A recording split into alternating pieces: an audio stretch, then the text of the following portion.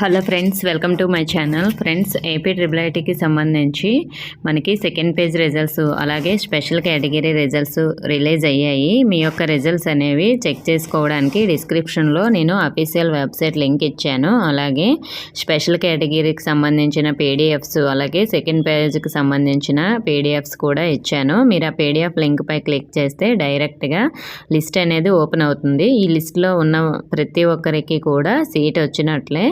మరి సీట్ వచ్చిన వాళ్ళందరూ కూడా కౌన్సిలింగ్కి ఎప్పుడు వెళ్ళాలనేది కూడా మనకి వెబ్సైట్లో పెడతారు, చెక్ చేసుకోండి. అలాగే కాల్ లెటర్లో కూడా మీకు ఉంటుంది, కాల్ లెటర్ లింక్ డౌన్లోడ్ చేసుకోండి.